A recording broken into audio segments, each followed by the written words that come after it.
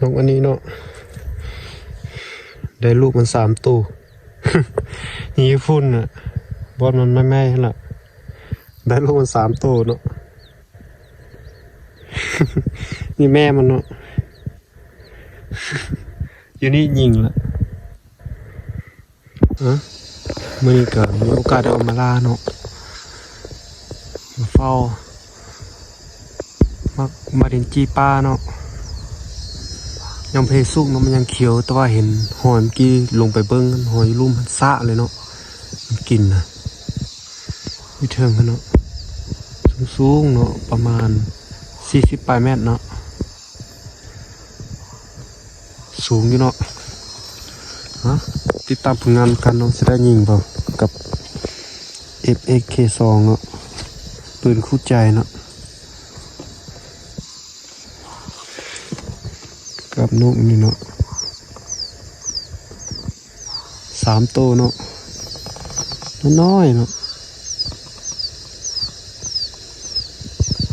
นะติดตามไปนำกันเนาะว่าจะได้ยิงเปล่าตัวหอกเนาะ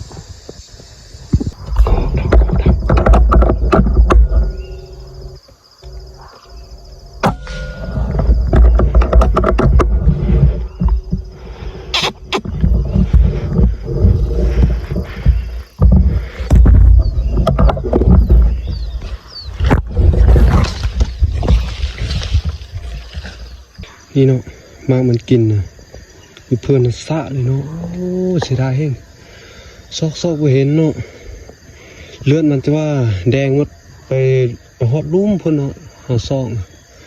จะมาบ่เห็นหอยเลือดมันเลยโอ้เสียดายเฮงหาก็เคยยิงเท่านี้กับเนาะบ่ได้อีกอันนี้งาเทิงเพื่อนเนาะเทิงเพื่อนงานสุดเทิงเนาะโอ้เสียดายเฮงมันตายยากมันกันยิงใส่หัวเลยเนาะดังปุ้งมันแรงลงเนาะมันบรุษเนาะเบิ่งเลือดแต่ว่ามันเลือดลงไม่รู้มันว่าสะมันเนาะเลือดมันน่ะแดงมันเนาะโอ้เสียดายเฮงนำไปฮอดลุ่มพเนาะจนไปเห็นหอยเลือดมันโอ้เสียดายเฮงห้องมอกเนาะห้องดำเนาะ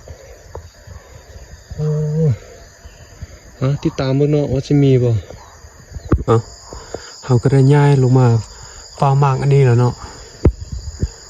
สุดก่อนเขาเฝ้าเนาะอยู่ถึงหันคือจิฝนเนาะย่านฝนตกเหลือเกินย้ายลงมานี่เลยเนาะเบิ่งฟ้าบดเพื่อจะไปได้ใส่สโคปเนาะมันเบิ่งบ่เห็นเนาะฟ้าบดอันนี้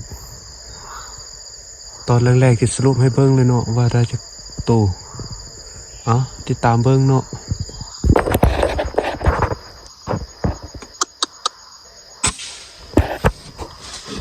เนาะสรุปผลงานเนาะตัวหอกมาแต่ตัวเดียวเนาะหูในนั้นมันนั่งหดค่ำเนาะมันน่าจะเป็นมันฝนเฮงเพราะเนาะมันฝนตลอดเลยเนาะจะฮอดอาทิตย์นึงบ่เนาะฝนน่ะมื้อนี้บ่ตกเนาะฝนพัดแดดเนาะแดดแต่ว่าตัวห้องมันยังบ่มากินเนาะได้แต่ตัวเดียวท่านใครเนาะได้นกเนาะตัวนี้เนาะบ่ค่อยมาเนาะยิงตัวห้องมอกกะซอกบ่เห็นเนาะเสียดายเฮงจะได้จบซ้ำนี้กันเนาะคลิปนี้เอาไว้เจอกันใหม่คลิปหน้าเนาะฝากกดติดตามเลยเนาะ